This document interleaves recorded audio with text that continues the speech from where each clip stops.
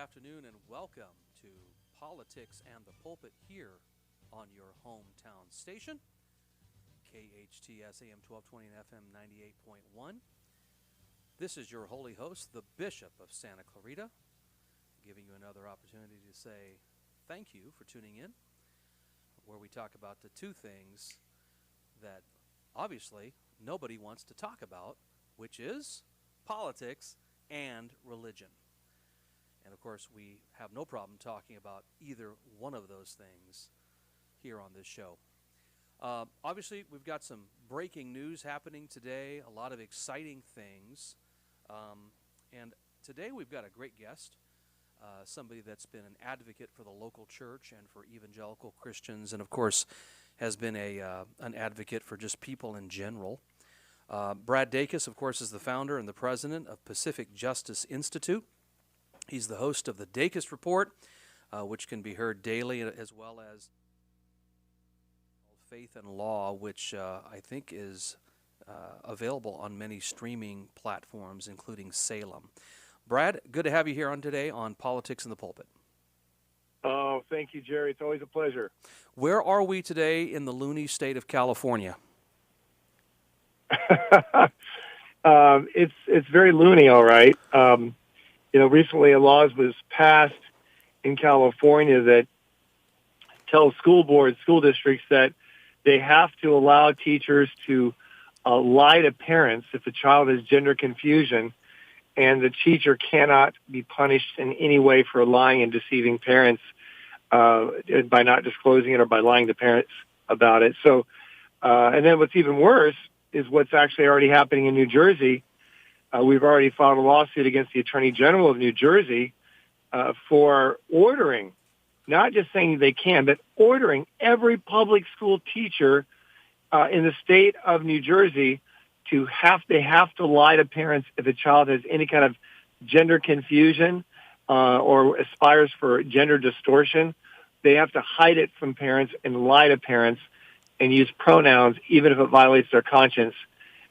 This is an egregious matter, so we filed a major lawsuit there, and our office in Trenton, New Jersey, has taken on that litigation, and we're working behind the scenes addressing this issue here in California. I know you're referring to AB 1955, which was signed by Gavin Newsom not too long ago.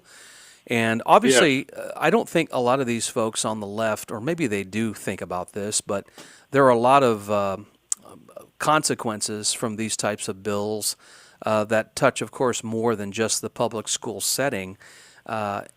Explain a little bit to the listener, if you would, Brad, what type of deleterious effects this type of a law like AB 1955 would have, maybe on churches, especially churches that have schools. Are they exempt from AB 1955 or not? Right, and that's a good question. So it's going to apply to public schools, practically speaking, because we're dealing with limitations on school boards from public school districts, and that's the main focus, because that's where we have the teachers, and that's where the public school teachers are much more likely to be grooming children into gender confusion.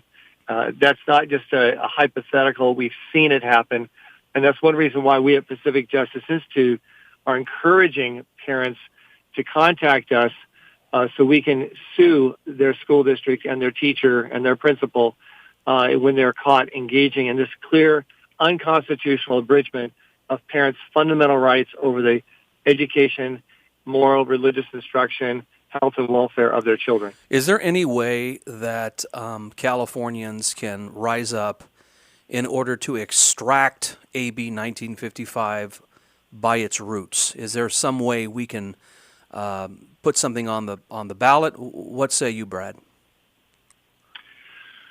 Yeah, the best thing in the immediate short term that we see, of course, you have litigation and challenging as unconstitutional, and there's some of that already taking place.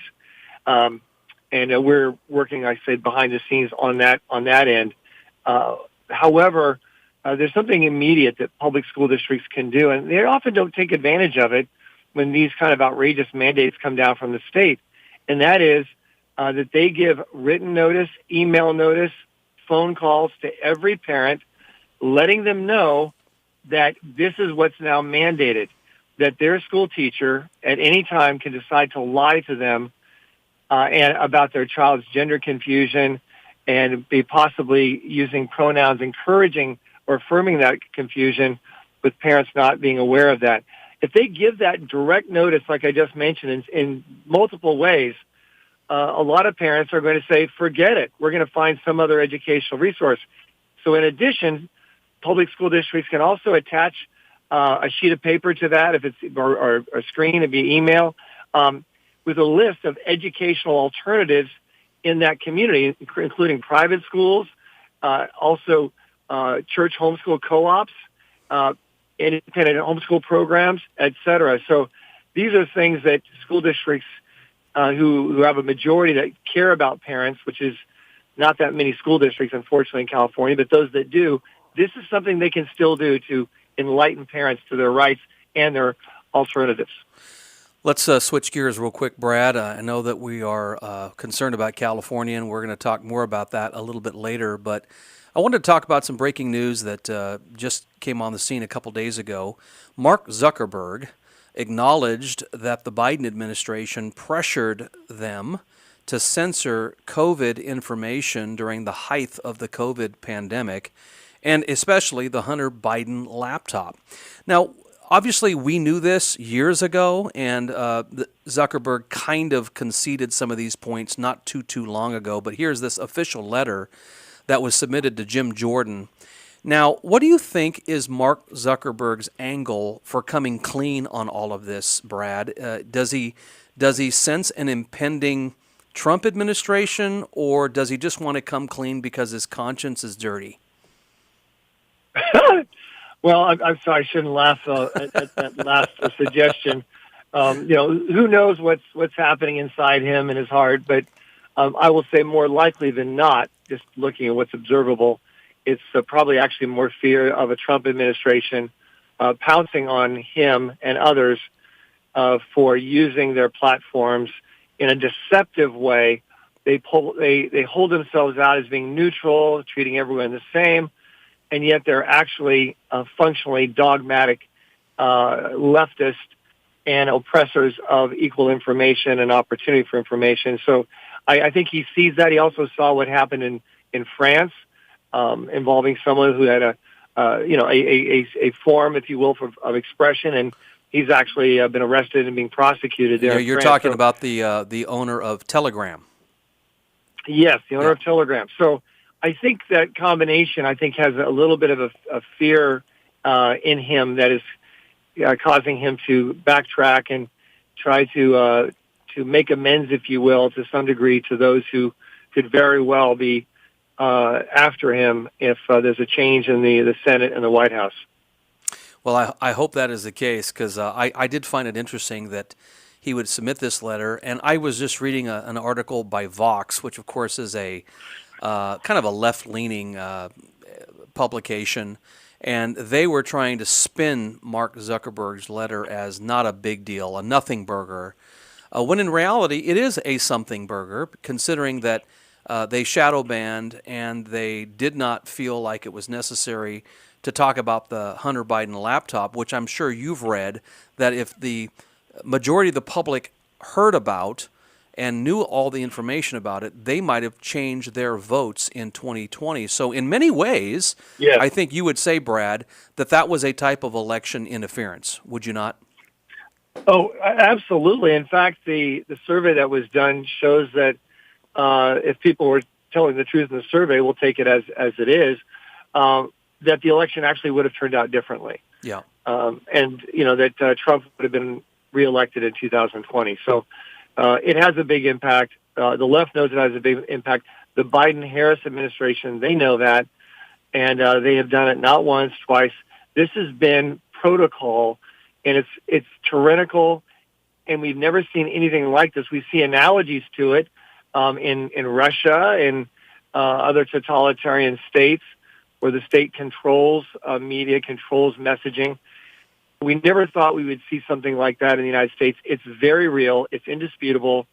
And we need to have it addressed. Of course, there's the Missouri versus Biden case addressing some of this. I hope they prevail. But in addition, we need to, I think, have legislative reform to bring back the free speech that we appreciate. And people don't realize this, but more than 90% of all free speech communications is now via the internet.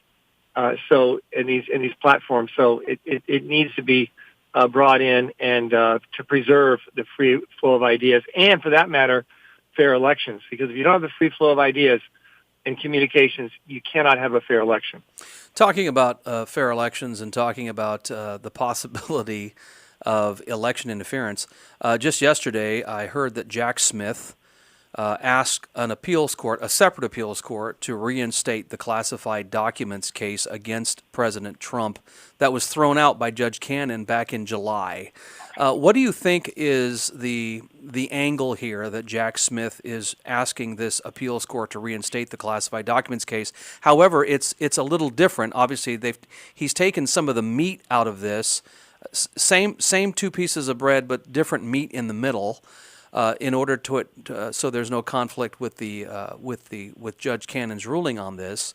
Do you think that Jack Smith thinks that there's a chance for Harris to win, and this is why he is asking this appeals court to reinstate the classified documents against Trump? I think that may be part of it, and but people looking at this objectively, including those who are the gamblers, if you will. It's pretty much, neck and neck. So I think this is more of him wanting to be dogmatic and just determined to take down Trump one way or the other. I actually think he has an emotional, almost a religious, commitment to take down Donald Trump and what Trump stands for. As does the other district attorneys who have made it very clear that they're engaging in not equal justice, but lawfare. I think he's an ideologue at the end of the day. I know he's an ideologue at the end of the day for the left. But I think that the fact that Harris has a chance to win is probably an encouragement to him as he's looking at the glass half full instead of half empty. And let's turn back to our beloved state here in California. Obviously, Pacific Justice Institute. If you're just tuning in this afternoon, we're talking to Brad Dacus, the founder and president of Pacific Justice Institute. Pacific Justice Institute is a California dream, if you will, Brad. You're down in Irvine, and of course you have offices all over the United States. Tell us a little bit about the current state of politics in California. As you're traveling around talking to Republican groups, women's groups, and what have you, and even churches, do you see California maybe turning a little bit of a tide? Do you think Steve Garvey even has a chance against Adam Schiff? And what about some of these House races and some of these state Senate races? What are your thoughts as you travel around California, Brad? Yeah, there really isn't any hope, and that's why I think people should move. And no, I'm just teasing. A little levity there. Very little, Brad. Very little. Yeah. So, but I will tell you, in all seriousness, there is tremendous possibilities and hope here in California for several reasons. Number one, Californians, the mainstream Californians, see the direction the state's headed in terms fiscally where we're at, in terms of the homeless, crime, illegals, and the extreme positions. The governor wanting to give, housing allowances for people to buy homes, specifically if they're an illegal immigrant, illegal alien, and at the expense of everyone else. Things that are just so outrageous, in the public schools, and the radical things that they're bringing to children at the kindergarten level. So a lot of mainstream Americans living in California, both from Republican and Democrat, are very concerned about this very extreme direction, very dangerous direction that the state has taken. And so I think many of them are starting to rethink, well, wait a minute, this isn't a party thing. This is a directional matter, and this is our state heading in the wrong direction. Is crime flourishing and smash and grab flourishing? Are we really happy with that, satisfied with that? So I think that's factor number one. The masses are seeing the results. They're feeling the pain, and that can be very compelling to change their minds. Number two is the fact that Christian voters in particular, if they all registered and voted, well, the state would be turned around dramatically. It'd become actually a red state overnight if they registered and if they voted. So we at Pacific Justice Institute, along with others, but we're very aggressive. We have Peter Mord, who's the pastor of a church in Palmdale. He's also full-time staff for PJI and coordinating our church Finds Its Voice project, and that we've partnered with to get churches to register their people to vote. In fact, September 15th is the Sunday where our churches across the nation are going to have voter registration Sundays. Yes. Last election, Jerry, as you know, we got over 512 churches to have voter registration Sundays. We're working for it to be over 1,000 this year, with roughly half of those just in California alone. And we have 6 offices now in California, up and down the state, all committed to defending people without charge and to help them along the way and help churches have their voice heard. So we're very encouraged from a numerical perspective. The potential is clearly there if just people of faith registered and voted, and of course voted what they're learning in church, voting biblically. Yeah, and we're one of those churches. Freedom's Way Baptist Church will be one of those churches that are going to be a part of that group that are going to have our voter drive on September 15th. And we've been doing it every year, and obviously this is an important election. Have you had an opportunity, Brad, to actually sit down or at least have a conversation on the phone with Steve Garvey? I have not sat down with Steve Garvey. I have not. I've heard him speak before. I know people that have spoken with him and asked him lots of questions, and I hear great positive feedback about Steve Garvey. He hasn't been a politician in the past, so people may have hesitancies. I'll be honest, when Trump was running for president, I had a lot of hesitancies. He's never been in office. How do I know what he's saying is what he's actually going to do, or is he just selling a book? Boy, was I wrong. And it turns out Trump turned out to be 100% of everything he said he was and what he was going to do. So I've learned to be very open to that with other politicians. And, of course, Steve Garvey is one of those that I am very optimistic about based on the feedback I've received from those who have gotten to know him and asked him quite a few questions. Brad, can I carry you over for about 5 to 7 minutes after the break? Oh, you bet. My pleasure. Thank you. Great. Talking to Brad Dacus with Pacific Justice Institute. He's the founder and the president. He's been a speaker at our church at Freedom's Way Baptist. He's been up at Lancaster Baptist and several places down through here in the California area and probably across the United States. And we're going to ask Brad a few more questions on the other side of the break here on your hometown station. You're listening to Politics in the Pulpit. This is your holy host, Pastor Jerry Cook. Be back in a minute. All right, we're back here live on Politics in the Pulpit here on your hometown station, KHTS AM 1220 and 98.1 FM. Again, this is your holy host, Pastor Jerry Cook, where we talk about the two things you're not supposed to talk about ever in public, religion and politics. Here, we do both of them brashly and publicly. We are talking to Brad Dacus. He has graciously extended his time with us for a few more minutes here. He's parked in a parking lot in Orange County, which means he's probably safe, considering that he has a pretty decent DA down there that will protect him. I wanted to quickly talk about the DA's race really quickly. I know we didn't talk about this during the break, Brad, but you probably understand that Nathan Hochman is running against George Gascon here in Los Angeles County. And you probably heard, like all of us, about a week and a half ago, 2 weeks ago, when Nathan Hochman came out and said, hey, I'm endorsing Kamala Harris for president. This, of course, angered a lot of the conservative base. I got to talk to Nathan before he made that endorsement, and I talked to him after he made that endorsement. And he basically said to me that he did not want to inject politics into the DA's race or into the office of the DA once he's in. But Brad, didn't he inject politics as soon as he made the endorsement for Kamala Harris? Yes, he did. He is basically, I would say, a rhino. He's a politician. He's a strategic politician. Bill Clinton was a strategic politician.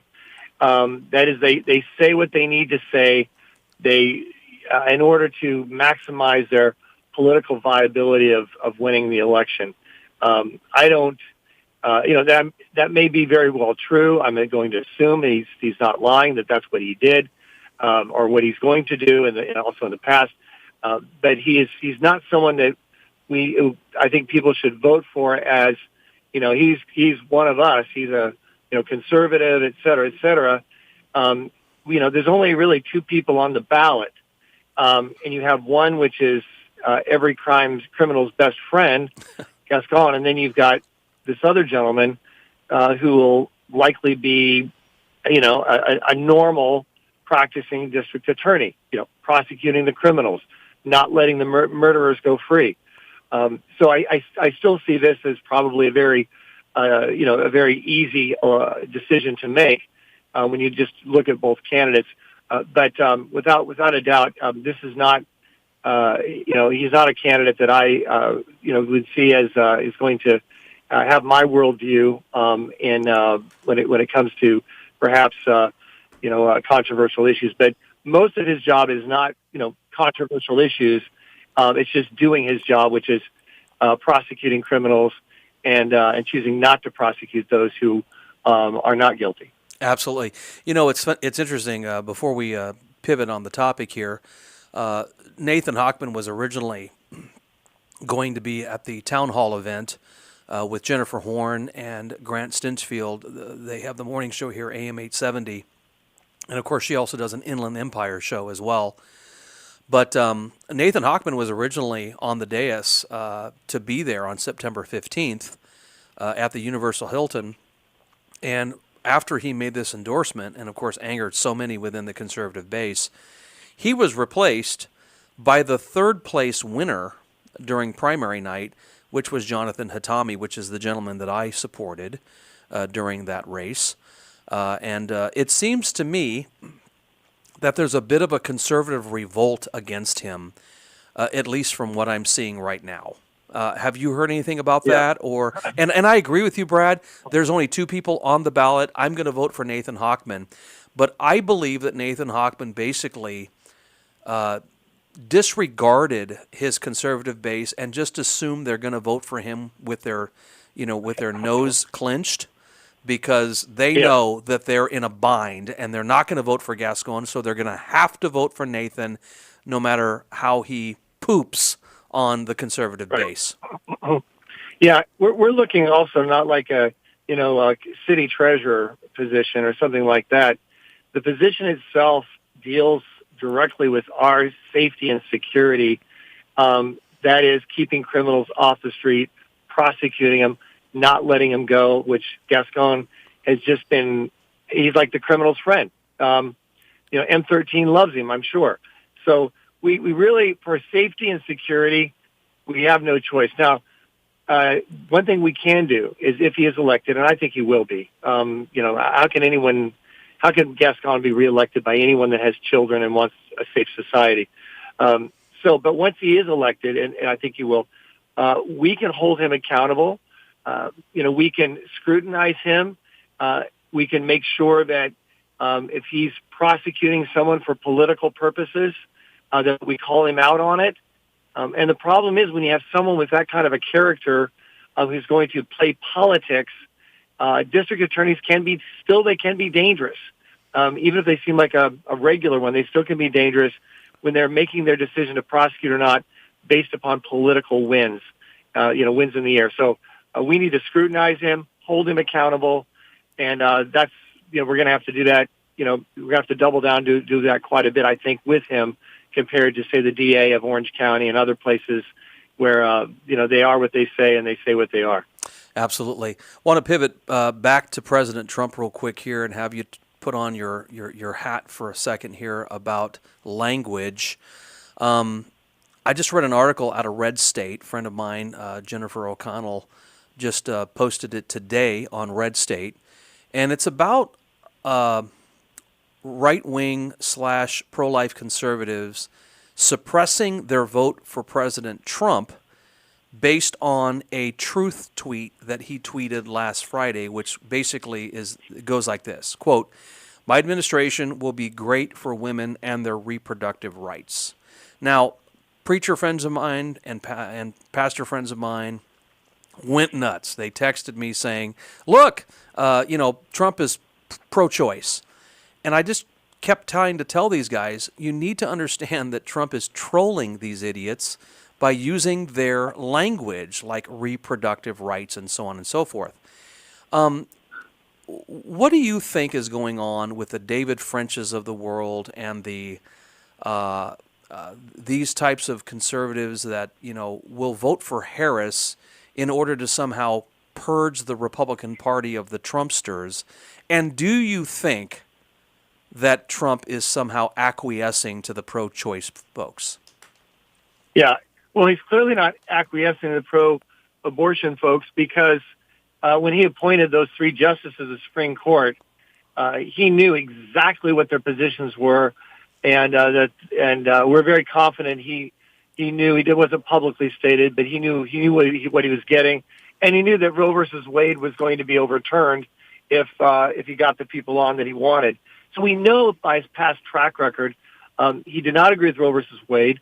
And he wanted it sent back to the states where we, the people, should be able to argue it and voice our opinion, voting for state legislatures and governors, and to have the debate and to win the debate state by state. Being for, the only issue they have, the Democrats, they used to have the issue of Trump is a danger to democracy. He's a villain. He's a Nazi. They can't play that since the assassination attempt, since their campaign actually arguably helped facilitate the near assassination of Trump. So the only other card they have to play is the abortion card. Trump brilliantly is truncating that card, making it a non-issue by giving general plurality kind of statements about in favor of women's reproductive rights. Many pro-lifers can say the same. That doesn't mean they're for abortion. He hasn't promised I'm going to push for federal legislation. In fact, we know he does not want to push for federal legislation supporting abortion. And something else, if he is not elected, then we could lose our majority on the Supreme Court.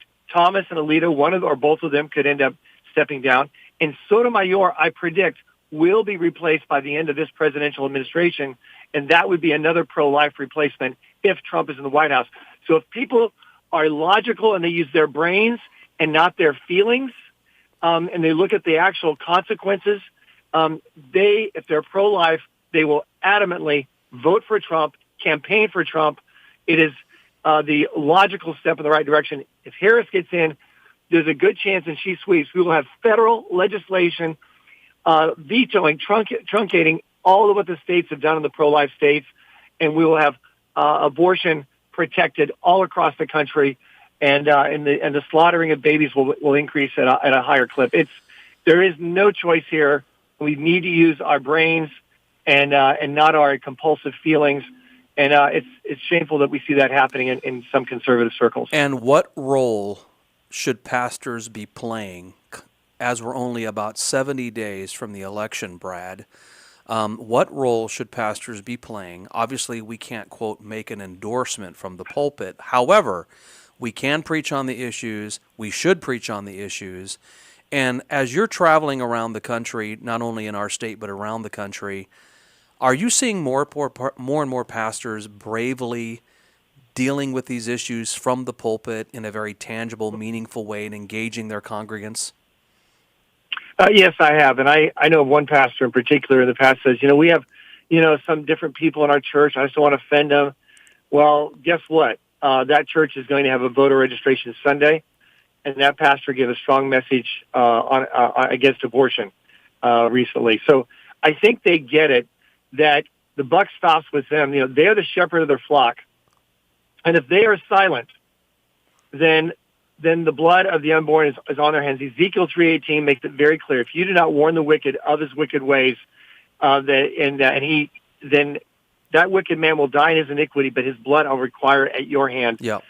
And it's double blood on the hands of pastors who are silent and do not encourage the church's voice to be heard, to do what God says is clearly right and true according to his word and the biblical issues of the day. There's no excuse for this. Voter registration is a minimal. Applying the word of God to the issues of the day, that is a minimal. Anything short of that, a pastor is engaging in spiritual negligence of his congregation and will be held accountable, in my opinion. Just a few days ago, my friend and your friend Eric Early sent me a little video where I guess he was on your show, and he had mentioned me, gave me a quick shout out, which I appreciated. However, I thought to myself, you couldn't remember what city I pastored in, and then all of a sudden Brad has to rescue you? Yeah, I know. He's a great guy. Eric Early. I love Eric, and I love that little video. Real quickly, before we come to the end of this clip here, you guys at PBI have got a Pacific Justice Institute, PJI. PJI. There it is. My goodness. That's what happens on live radio there, Brad. You guys have got a huge event happening in October. I had the privilege of being there last year when you guys had Kaylee McEnany as one of your featured speakers. This year, I think you have Judge Janine Pirro. Tell the listeners a little bit about that and how folks can be a part of that. Yeah, we have Judge Janine Pirro, and Todd Starnes is going to be the MC.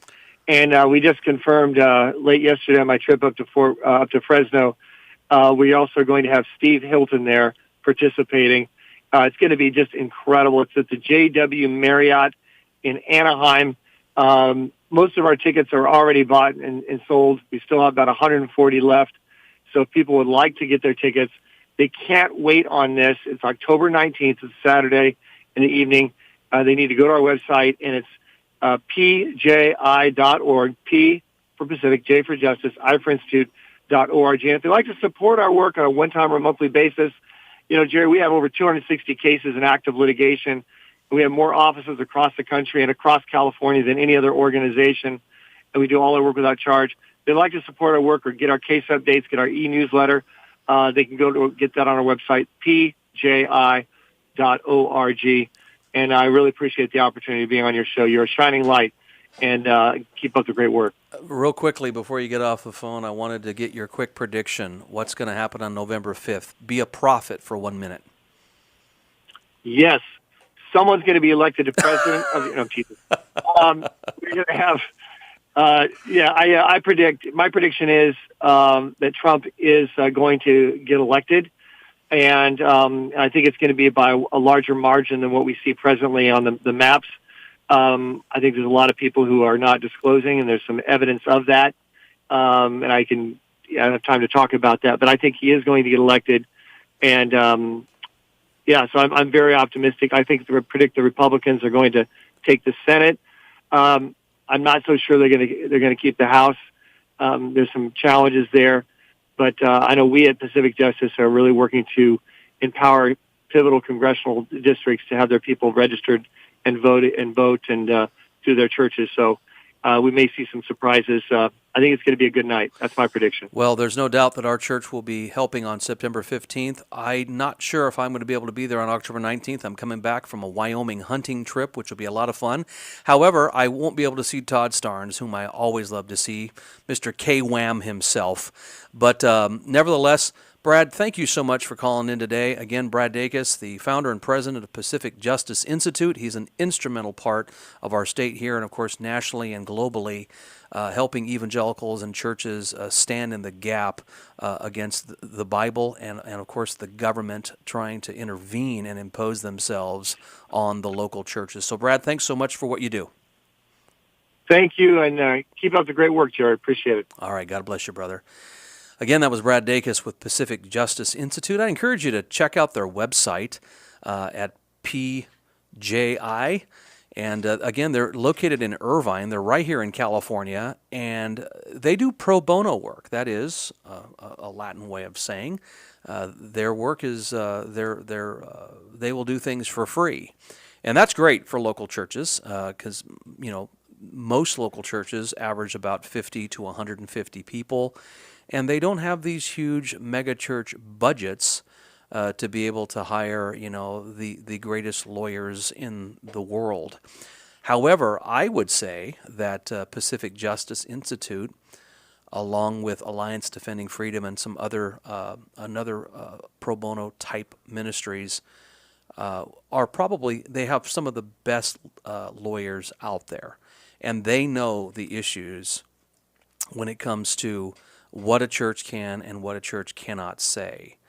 And I just hope and pray, as Brad said there towards the end, that churches, in particular the shepherds of those churches, would just be bold in their proclamation of biblical truth. They don't have to make some, tell people who to vote for. I don't think anybody in the seats want the pastor to tell them who to vote for. However, the shepherd should be able to give the tools necessary to the congregant to be able to then make that decision for themselves in an informed way. And as far as I'm concerned, this election is simple. We'll be back for our final segment here on Politics in the Pulpit. We'll catch you on the other side of the break on your hometown station. All right, we're back here for our final segment on Politics in the Pulpit. Just want to tell you a little bit about what's coming up in the next few weeks. Next Wednesday, we've got Lucy Volotsky, who is running, I believe it's District 27, and it is Henry Stern is the Democrat that she's trying to unseat. I just saw her on Sunday, actually, at the big Trump rally, big car rally that started at Bridgeport, and I think it had about 175, 180 cars. So yeah, it was awesome. But Lucy will be joining us, and I think she'll have a great announcement as well. So looking forward to Lucy Volotsky. Also, down the road a bit, we're going to try to get Jonathan Hatami on probably the weekend before the big town hall event, which is September 15th, which is a Sunday. So whatever that Wednesday is before that, we're going to be talking to Hatami, Lord willing, about his role at the town hall event with Jen Horn and Grant Stinchfield, and how that switcheroo occurred, which I'm sure all of us are wanting to know. Just real quickly, just last Sunday, I was part of the big Trump car rally that was put together. This is the second one, and I think there's going to be one every other weekend leading up to the November 5th elections. So we had about 125, give or take, cars the first Sunday a few weeks ago, but this last Sunday it was just under 200. And then if you average it out with, two people in the car, there were a lot of people there, folks. And, there was some guy singing. I jokingly refer to him as a cross between James Taylor and Bob Dylan. It's kind of funny, kind of a funny guy. And, folks were selling memorabilia and Trump hats and Trump cozies and, Trump bobbleheads and what have you. But, the camaraderie was good. The weather was nice, and I just think there's a momentum building, and I pray and hope that it's building here in California. One of the things that I posted today on Facebook, for those of you that are on Facebook, is a part of Matthew chapter 5, verse number 6, which is the Sermon on the Mount, where Jesus says these words, "Blessed are they which do hunger and thirst after righteousness." And what I asked was this: just how hungry and just how thirsty are we? Are we really hungering, and are we really thirsting after righteousness? The words of Jesus there places the onus on us. Are we hungering, and are we thirsting? And we have to look at that from the perspective of not only our families, our local churches, our communities, but of course, more broadly, our state and our nation. And we want that for our nation, there's no doubt. We want there to be righteousness, and we want there to be holiness within our nation. We know that we're not going to be perfect. Obviously, we're a fallen creature. We're not going to be 100% holy. We're not going to be 100% righteous. And of course, the Lord is not advocating for us to be that, because we can't be 100% righteous, 100% holy in our fallen state. However, that is why Jesus Christ came to die for your sins and for mine. Because you cannot be 100% holy, and because you cannot be 100% righteous, Jesus Christ, who is 100% holy and 100% righteous, was the only acceptable sacrifice that the Father would receive on your behalf. And one of the things that we like to make sure here on Politics in the Pulpit is that you understand where you're going when you pass from this life into the next. You say, well, I don't think I'm going anywhere. Well, is that a chance you want to take? I mean, do you really want to play Russian roulette with your life? Because the fact of the matter is, as I was telling my atheist friend a few weeks ago, Steve Hill, who's still friendly with me, by the way, and I'm still friendly with him. If he's right, and atheism is right, there is no God, then none of us has anything to worry about. We have everything we live for is for now. Might as well just not have any rules. Might as well not have any roadblocks. Let's just live life to the fullest, because all we have is now. But then I said to him, but if I'm right, and if God does exist, and if biblical Christianity is true, then he has everything to lose. And so, folks, I would encourage you to place your faith and your trust in the finished work of the Lord Jesus Christ. There's some out there that might be not Christian, or maybe they're Jewish or some other faith. Maybe you're not a faith at all. I live in America where I'm able to say this on air. And if you want to reject it, you can. And that's the awesome thing about living in America, and that's the awesome thing about God, is he gives you this thing called free will. God is not forcing you to receive him, but God is definitely extending the gift of eternal life to you. But you are the one that have to receive it. John chapter 1 verse 12 says, but as many as received him, to them gave he power to become the sons of God. You have to receive him. God is not forcing his will on you. God is not forcing his salvation on you. But you do need to receive him. And by the way, for those of you that are on the Calvinist persuasion, that does not make God, because you receive him, that does not make God anemic or somehow unable to be the sovereign God that he is. Because you understand that if God did not extend and then allow you to make a choice to either love or reject him, then essentially you're making God someone who forces his love upon somebody whether they want it or not. And I would call that cosmic rape, where you're having a forced relationship against your will. And I know that there's some pastors out there in the Reformed circles and that might be a little uncomfortable with that type of language. And it's so funny. In Christianity, we want to lump people in groups, right? It's the same thing in politics. There's this group or herd mentality within politics. It's the same thing within Christianity. We want to lump you as either a Calvinist or an Arminianist, right? I'm neither. I'm neither. Neither, however you want to use that. But the most important thing I want you to take away from this show today is that Jesus Christ offers himself up as a free gift. And it is up to you, while you still have breath, to either receive that or reject it. You say, how do I receive it? By repenting and turning to Christ. What does repentance mean? Turn away from self and turn towards the Savior. That is the message that is most important on Politics and the Pulpit. This is your holy host, wishing you a great week. I know we're going to get a little hot here in the next few days, so you guys stay cool.